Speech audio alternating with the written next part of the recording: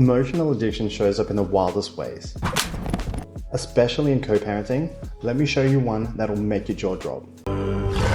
Picture this, a child finally feels safe enough to ask for more time with the other parent. But instead of met with love and care and nurture and support, they're met with a lecture, a screaming match, if you will. And often that can lead to the parent who's been triggered take their emotional addiction out on the other parent, often in sight or earshot of the child. If your go-to move is to get into a screaming match, to try and take your anger out on the other parent, that's not you being strong. That's your emotional addiction to control and power trying to run the show. The addiction to control and power does two things. First, it spikes up your own personal stress levels. And this is a repetitive cycle. What it does is it reinforces your threat response. And it also brings you deeper into the delusion about the narrative that you might have about the other parent. Does this really help the child get what they want at all? Of course not. Now, what's the solution?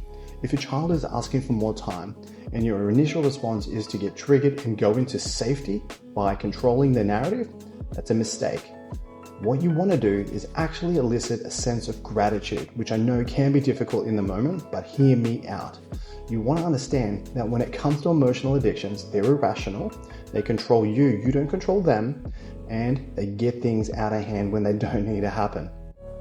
Instead, you want to have a sense of gratitude for the fact that your child can have a loving, secure, and nurturing bond with both parents, which is an amazing thing to do in this day and age.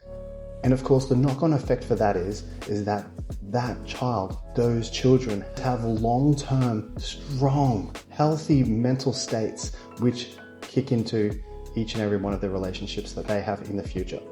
Now, if you're feeling a little bit triggered, good. Take notice of that stock and make sure you take a look at the video related in the description for how you can drop down your nervous system's response to this kind of actions and get the peace and soul that you deserve.